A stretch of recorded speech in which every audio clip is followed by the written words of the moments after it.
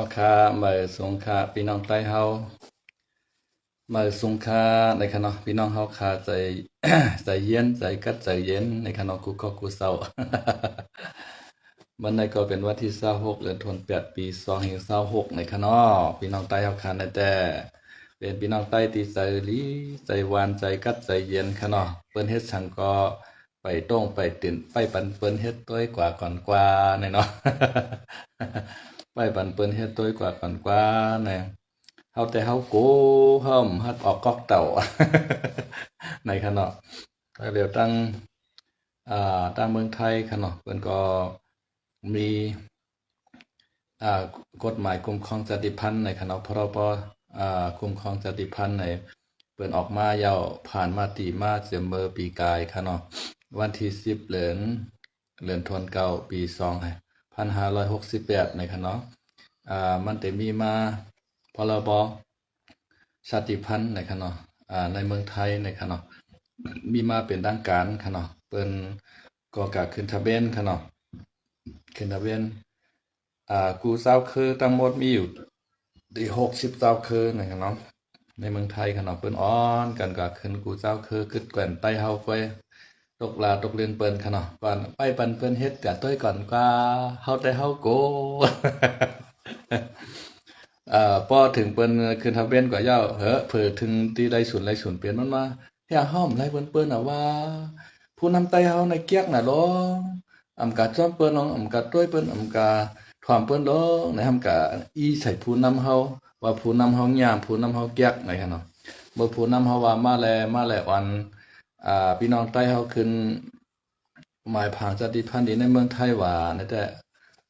จองใจเตี้ยว่าใจเตี้ยว่านั่นแหละไต้เฮาไหนกันนะ เฮาขาดด้วยมือเปิ้นเฮ็ดปันวัดคั่นเนาะวัดเมืองกูปอกในมีวัดที่สังพองคาวัดพื้นที่สูงวัดโหโฮกจังได๋คั่นเนาะยาวก็วัดทิศปีจังได๋เมื่อเปิ้นเฮ็ดปันเฮ็ดปันกาเฮ็ดมันปอกานั่นได้คั่นนะเขากูเปิ้นหลอกให้เขากูเปิ้นเรียนให้เขาไหนเนาะเผื่อถึงที่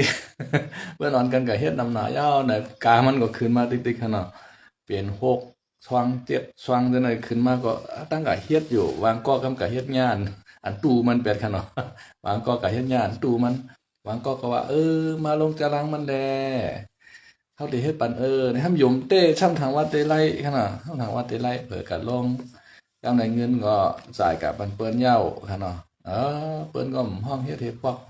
กวยต้วยเงาคั่นนะกวยกวนอันนั้นน่ะอันที่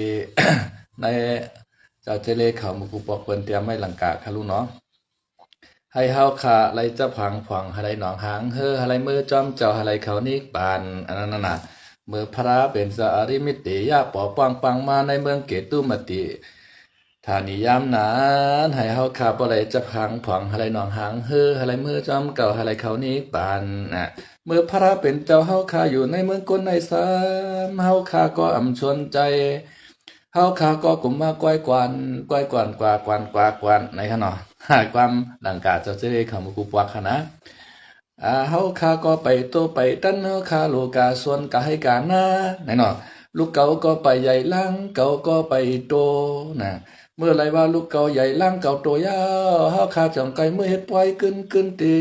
วันขึ้นตีวัดวิหารจ้องการเจตาวนไหนเนาะเมื่อเปิ้นปล่อยภาระขึ้นอึกนั่นฮะเนาะเปิ้นว่ามาแล้วเฮาก็ถอนตราพระเป็นเจ้าไหนเนาะมาแล้วมือพระเป็นเจ้าบ่ฮ้างฟังดีในเมืองเกตุมาตินั่นค่ะนะฮ้องกันกว่าคนในกึๆหึ่นๆตื่นกันก็ถอนตราพระเป็นเจ้าพอพระเป็นเจ้าฮ้อตรากะยาว1ปุก1กฐา1ปาตาบ่ไหนจึงมังก็ขอตกเป็นเจ้ายาหันตามังก็ขอตกเป็นอานากามมังก็ตกเป็นสักการะกามมังก็ตกเป็นยศราปานกว่ามีน้ำในค่ะที่ในเมืองเกตุมาตินั่นค่ะนะกับพ้องว่าลูกเก่าไปใหญ่ล่างเก่าไปใหญ่เก่าโลกะเหตุการณ์เก่าไปโตไปตั้นไปกะนะพอวันหนึ่งมาเนี่ยอะไรจะพังผ่องอะไรหนองหางอะไรมือจอมเจ้าอะไรเขานี่ปานในนั้นขนาดนะเผื่อพระราเป็นเจ้าไปค่ะลูกปังตารายาวๆในพระราเป็นเจ้าก็ยากป่าแทงต่างตีต่างวันต่างเมืองก็มันใครทบหมุนคำพระราเป็นเจ้าก็ไม่ได้ทบเอาคำมันขนาดพระราเป็นเจ้า45ว่าลุ่มๆเลยกว่าเมืองให้ไหนก็ถึงพระราเป็นเจ้าเอาปรินิพพานกว่า ตันไหลโฮบทบพระเป็นเจ้าก็มีค่ะพี่น้องใต้เฮาในค่ะนะมันมีอยู่ที่ก้นสามเจ้าคือค่ะอันที่เจ้าคือกะราค่ะเนาะเจ้าคือกะราในกาให้ตั้งเปิ้นสุดหมดอ่ะมือกับไว้พระเป็นเจ้านั่นค่ะนะเจ้าคือกะราในกาให้ตั้งเปิ้นในกว่านอนเหี่ยวก็ไว้พี่น้องเขาเป็นไรหาหนูธนาในแคบข่อยเจ้าคู่สู่คำหาเปิ้นกว่าที่เมืองอินเดียนั่นเปิ้นกับไว้พระกะราเขากำพองใน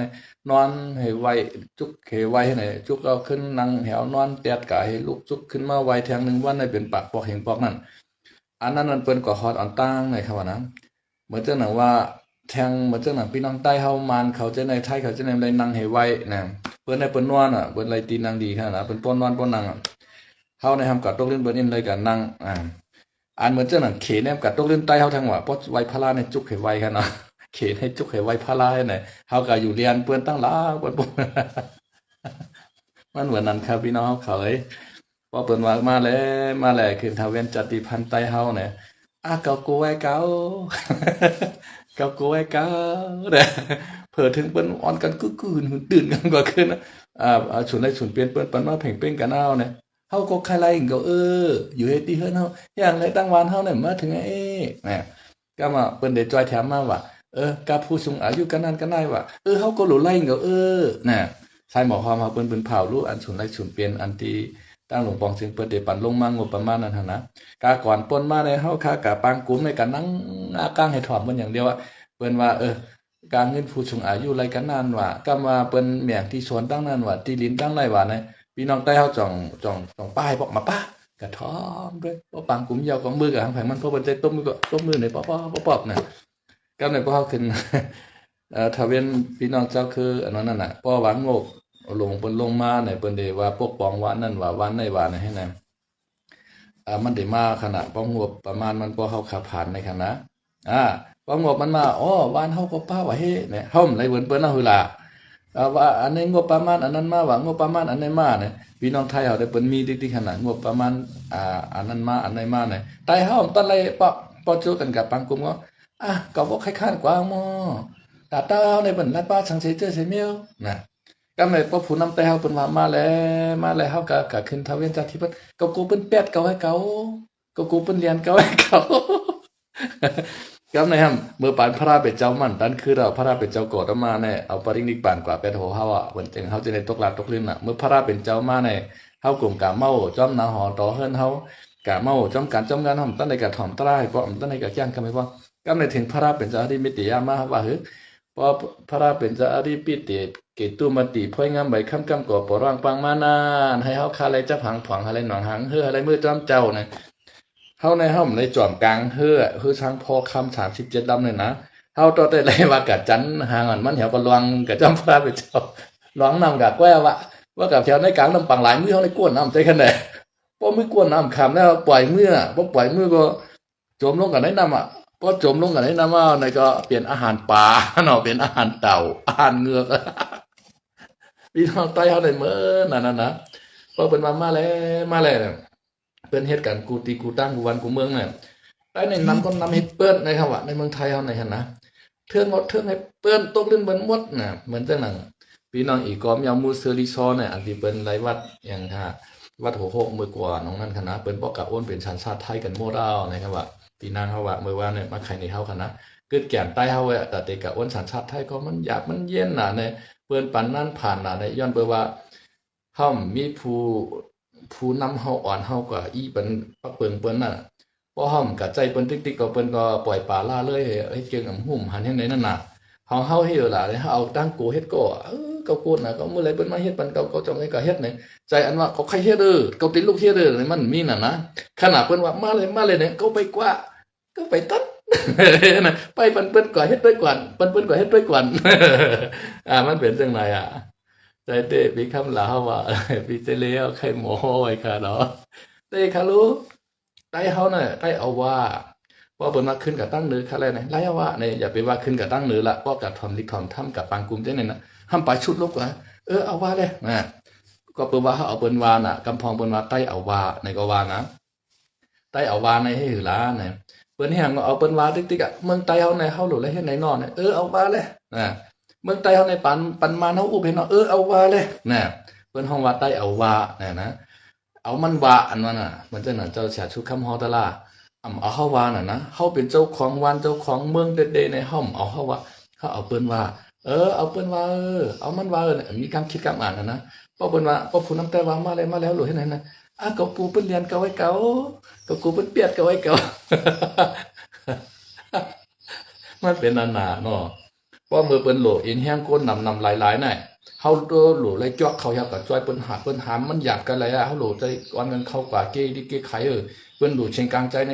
เข้ากว่าก็แนมกับเปิ้นหาหมูก็เร็วเปิ้นลูกค้าก็เร็วเปิ้นพอฉุนไรฉุนเปลี่ยนมาเปิ้นก็เอาก็เร็วเปิ้นแฮวใจคั่นแหละมันเหมือนนั้นขนาดเหมือนจังน่ะใต้เฮาขาวเมืองใต้จังได๋ก็มันนั้นใต้เฮาขาวเมืองใต้ในเก่าก็เมียนเมื่อก็เมียนเก่านะพอใต้เฮาต่อใต้เฮาได้ซ้ำเมียนกันนะครับพอเอาเปิ้นว่าที่ก็เจ้าคือเขาก็ว่าใครกันนั่นใครก็เอาอะไรเอามันว่าเลยใครตั้งไหนเอามันว่าเลยในจริงๆนั่นน่ะนะมันหลเอาเฮาว่าขนาดมันหลเฮาว่าพอเปิ้นเฮ็ดอีสังมาในก็เฮาก็ต้องกับตุ้ยเปิ้นก็กับเรียบเฮ็ดเปิ้นต้องกับถ่อมเปิ้นขนาดเพราะว่าเฮาฮู้ปักเปิงกฎหมายอีสังคุ้มครองเฮาในก็เฮาก็โกจริงๆนั่นขนาดพอเฮากว่าเขาเกเปิ้นถ่อมเปิ้นหิวให้หือในก็เฮาก็ฮู้ในก็มันบ่โกนั่นขนาดพี่น้องเขามันมีปักเปิงคุ้มครองพี่น้องใต้เฮาอยู่อันเฮาเฮ็ดได้มันจื้อมันใจมันถูกแม่นอยู่เปิ้นมีส่วนตัดเต็มมาเด็กเต็งเป้กินดูแลแฮมตายเฮาไหนจังได๋ขนาดนะพี่น้องใต้เฮาในอันถูกที่ถูกไทยในนะบ่นำคั่นนะบ่ว่าม่วงว่าวานเมืองสุกสักเองน่ะคนอันงมป่าเจ้ามือนำขุนก็มันนำนานะมือเลือนป่วนเลือนปานจังได๋ก็เหมือนนั้นอันไอหนวดเฮาจำจังได๋ทำกว่าหาอาเปียตั้งพิษเปิ้นเมียวๆอันเป็นเจ้าหน้าที่เขากำพองก็กว่าหาเด็ดกินไทยกินได้นำพี่น้องเขาขนมครับปอลีเอดูอะนะปอลีเอดูอะอันที่เขาก็เฮ็ดกินได้มันใจว่ากว่าเฮ็ดจีในเมียวในเว้งนะกว่าเนื้อที่ค่อยไปร้อยอันไม่ถึงนี่คือที่ไก่ก้นคุณคันนี่พี่น้องใต้เขาอันอยู่ไก่ก้นยาวก้นฉะนั้นก็ฮู้จักเรื่องกฎหมายสร้างสิ่งมีที่พึ่งเองเห็นในก็เป็นน้ำหูน้ำตาก็มันพอเมื่อว่าพี่น้องใต้เขาเป็นน้ำหูน้ำตามาก็มีไผจอยไผในใต้เขาเนี่ยหันก็หันหูหลายๆอะเปิ้นเป้กินใต้เฮากันนั้นว่าเปิ้นเฮ็ดใต้เฮากันได้ว่าเนี่ยมีไผฮัดกะจ้อยลาปล่อยมันเปลี่ยนโอเฮ็ดนั้นทั้งมันน่ะขาดยิบขำตายทั้งมันนะว่าตัวค่ะพี่น้องกะเหรี่ยงเขาพี่น้องที่ซ้อเขาน่ะเมื่อปีอ่อนปีแอนั่นเปิ้นยื้อพี่น้องที่ซ้อเขาตายตั้งไว้แหงน่ะขี่ก้าเนี่ยเป็นชาว30ลำเขาค่ะในโรงพักเวงแหงในบ่เต็มเหมือนเช่นกับย่าสันตาในขณะเปิ้นฮักคนเปิ้นมกนาเนอเพราะว่าเจ้าหน้าที่เปิ้นก็ยื้อนั่นน่ะไอ้ที่ซอก็นั้นเขาว่ามันกล้ายามาในลูกเปิ้นยื้อตายนั่นกันนะในก้นเปิ้นตายก็เลยเปิ้นมาตั้งหมู่บ้านเฮาในลูกจังเฮาฮัดกว่าเพราะผู้นำมาว่ามาแล้วเฮาลงทะเบียนจังนั้นจังไหนให้เฮามีกฎหมายคุ้มครองใต้เฮาคือเป็นตั้งการกะอย่าคือเปิ้นเป้กินเต็งๆเฮาไรไหนจงใจเตะมา เห็นน่ะป้ายวนมันนำหน้ามันเขาทำอะไรกูทำหลังก็ใครก็โหได้เฮาเนี่ยนะกูตายกูตายดีเตงก็ทำได้ต่อถึงเขาพอเท่าพอตายพอหางในกาวก็มันก็ตึกมีเหมือนทำของนั้นวะมันมาลันหังมันเป็นจังนั้นวันเหมือนในก็มีหมอกกันนายครับพี่น้องเขาเหมือนในก็เตมีที่วัดกูเตาค่ะเนาะอย่าไปลืมกาลงเชียนหมายจะล้างเฮาค่ะวันเหมือนในก็เป็นวันกำเนิดสุดเลยค่ะเนาะไม่สมครับ